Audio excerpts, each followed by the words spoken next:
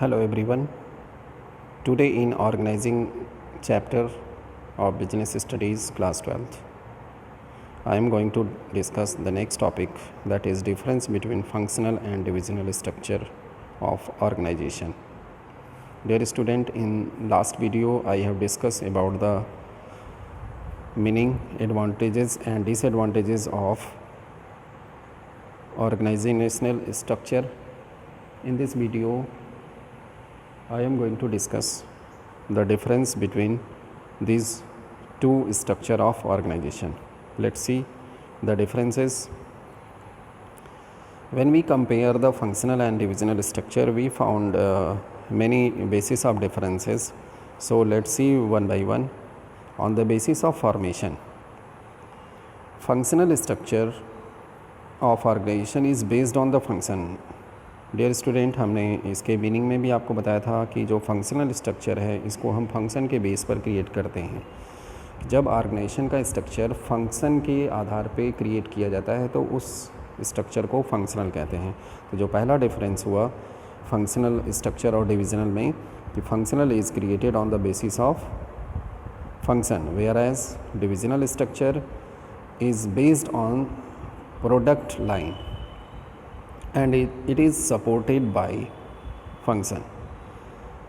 पहले divisional structure को जब एक कंपनी मल्टी प्रोडक्ट कंपनी होती है या मोर देन वन प्रोडक्ट बनाती है तो एक प्रोडक्ट के लिए सेपरेट डिवीज़न बनाया जाता है, और यहाँ पर जो सेपरेट डिवीज़न बनता है उसके बेस पे जो ऑर्गेनाइजेशन का स्ट्रक्चर क्रिएट होता है, that structure is known as divisional structure. Second basis of difference है स्पेशलाइजेशन. स्पेशलाइजेशन में जब हम फंक्शनल स्ट्रक्चर को देखते हैं तो यहाँ पे फंक्शनल स्पेशलाइजेशन आता है, क्योंकि यहाँ पे जो एम्प्लॉयज़ काम करने वाले होते हैं उन सभी के अंदर एक पर्टिकुलर फंक्शन को परफॉर्म करने की स्पेशलिटी या आप कह सकते हैं एक्सपर्टाइजेशन उनके अंदर डेवलप होता है. जैसे परचेज़ डिपार्टमेंट में एम्प्लॉय काम कर रहा है तो वह परचेज़ की एक्टिविटीज़ में बहुत एक्सपर्ट होगा, और अगर प्रोडक्शन में है तो प्रोडक्शन एक्टिविटीज़ में एक्सपर्ट होगा. जबकि डिविजनल स्ट्रक्चर में प्रोडक्ट स्पेशलाइजेशन आता है, क्योंकि यहाँ पर जो स्पेशलाइजेशन आ जाता है वह पर्टिकुलर प्रोडक्ट के लिए एक सेपरेट डिवीज़न बनाया जाता है. तो यहाँ पे जो स्पेशलाइजेशन या एक्सपर्टाइजेशन आता है among the employees, that is product specialisation. अब रिस्पॉन्सिबिलिटी की बात करते हैं. फंक्शनल स्ट्रक्चर में रिस्पॉन्सिबिलिटी फ़िक्स करना काफ़ी डिफ़िकल्ट है, because each function is interdependent on each other. जबकि डिविजनल स्ट्रक्चर में हम आते हैं तो यहाँ पे रिस्पॉन्सिबिलिटी फ़िक्स करना बहुत ही आसान है, क्योंकि हर प्रोडक्ट के लिए एक सेपरेट डिवीज़न होता है, और कहाँ पर वर्क पूरा नहीं हुआ उस पर्टिकुलर डिवीज़न के एम्प्लॉयज़ को आसानी से रिस्पॉन्सिबल ठहराया जा सकता है. अब बात करते हैं मैनेजरियल डेवलपमेंट के बेस पर. जब हम डिफरेंस को देखते हैं तो यहाँ पर फंक्शनल स्ट्रक्चर में इट इज़ डिफ़िकल्ट. हम कह सकते हैं कि यहाँ पे मैनेजमेंट का या मैनेजरियल स्किल उस तरीके से डेवलप नहीं होती है जैसा कि डिविजनल स्ट्रक्चर में, क्योंकि यहाँ पर मैनेजर को पूरी ऑटोनॉमी नहीं होती है, फुल ऑटोनॉमी नहीं होती है.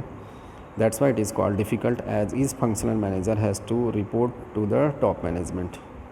उसको हमेशा अपने फंक्शन से रिलेटेड ही एक्टिविटीज़ करना होता है, और टाइम टू टाइम उसको अपने सुपीरियर को रिपोर्ट करना होता है. तो इस कंडीशन में यहाँ पे मैनेजरियल डेवलपमेंट उतना ज़्यादा नहीं होता जितना कि डिविजनल स्ट्रक्चर में होता है, क्योंकि डिविजनल स्ट्रक्चर में यहाँ पर फुल ऑटोनॉमी होती है, as well as the chance of perform multiple function helps in managerial development. यहाँ पर वेरियस डिसीजन मेकिंग करना होता है मैनेजर्स को, इसलिए यहाँ पर जो उनका मैनेजरियल डेवलपमेंट है या स्किल का डेवलपमेंट है, मैनेजमेंट स्किल का डेवलपमेंट है, वो बहुत ज़्यादा होता है.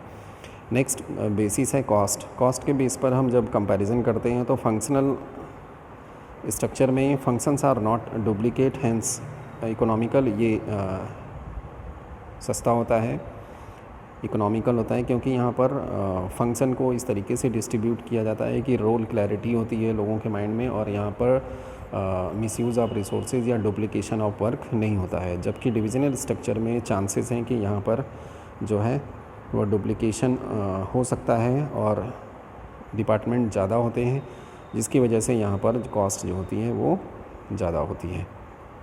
नेक्स्ट आते हैं कोऑर्डिनेशन के लिए. तो फंक्शनल स्ट्रक्चर में difficult for multi product company, अगर कोऑर्डिनेशन की बात करें तो अगर मल्टी प्रोडक्ट कंपनी है फंक्शनल स्ट्रक्चर में तो फिर यहाँ पर कोऑर्डिनेशन उस तरीके से इस्टेब्लिश नहीं हो पाता है। लेकिन अगर सिंगल प्रोडक्ट में कंपनी है तो यहाँ पर फिर कोऑर्डिनेशन बहुत अच्छा होता है। जबकि हम डिविजनल स्ट्रक्चर में आते हैं तो यहाँ पे जो कोऑर्डिनेशन है easy, because all functions related to a particular product are integrated in one department. एक ही डिपार्टमेंट में, एक ही डिवीज़न में एक प्रोडक्ट से रिलेटेड सारी एक्टिविटीज़ की जाती हैं, इसलिए यहाँ पर कोऑर्डिनेशन बहुत ही अच्छा होता है। नेक्स्ट आते हैं यहाँ पे ऑटोनॉमी इन ऑपरेशन। ऑटोनॉमी इन ऑपरेशन में फंक्शनल स्ट्रक्चर में हम देखें तो यहाँ पे लेस ऑटोनॉमी होती है, क्योंकि बार बार हायर अथॉरिटी से पूछना होता है, यहाँ पे परमिशन लेना होता है। जबकि डिविजनल स्ट्रक्चर में यहाँ पर मोर ऑटोनॉमी ऑफ एक्शन होता है, means management have full power to take the decision according to the situation. Accountability की बात करते हैं तो फंक्शनल स्ट्रक्चर में अकाउंटेबिलिटी डिफ़िकल्ट होती है फिक्स करना, because department are interdependent on each other. अगर कोई प्रॉब्लम आती है, नॉन कंप्लीशन ऑफ टास्क होता है, तो यहाँ पर एक डिपार्टमेंट दूसरे डिपार्टमेंट को इसके लिए रिस्पॉन्सिबल ठहराना शुरू कर देता है, जिसकी वजह से किसी एक पर्टिकुलर डिपार्टमेंट को ये अकाउंटेबल बनाना बड़ा कठिन हो जाता है। जबकि डिविजनल स्ट्रक्चर में आते हैं तो easy to fix the accountability as department works independently, क्योंकि यहाँ पर जो डिपार्टमेंट काम करते हैं वो इंडिपेंडेंटली होते हैं, इसलिए अगर वर्क पूरा नहीं हुआ तो उनको आसानी से अकाउंटेबल ठहराया जा सकता है। अब सूटेबिलिटी देखते हैं किस तरह के प्रोडक्ट के लिए सूटेबल होते हैं। तो it is suitable for all types of organisation. Functional structure basically ये सिंगल लाइन प्रोडक्ट बनाने वाली कंपनी के लिए जब सबसे ज़्यादा सूटेबल स्ट्रक्चर ऑफ ऑर्गेनाइजेशन है। जबकि डिविजनल स्ट्रक्चर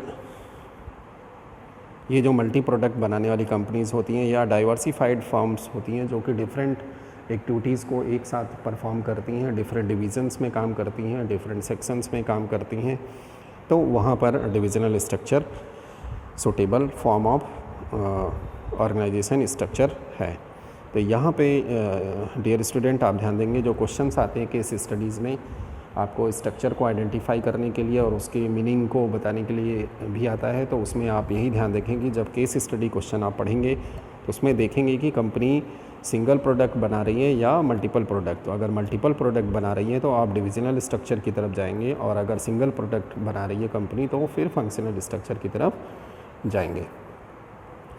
इसके अलावा आपको जो क्वेश्चन का पैटर्न है जिसमें आपको बेसिस दिए होते हैं, एग्ज़ाम में कुछ बेसिस दिए होते हैं और उस बेसिस पर ही आपको इनके बीच में कंपैरिजन या डिफरेंसेस करने होते हैं। तो आप इन सभी बेसिस को ध्यान रखेंगे ताकि आपको अगर बेसिस दे करके पूछा जाता है तो आप आसानी से क्वेश्चन के आंसर को दे सकें।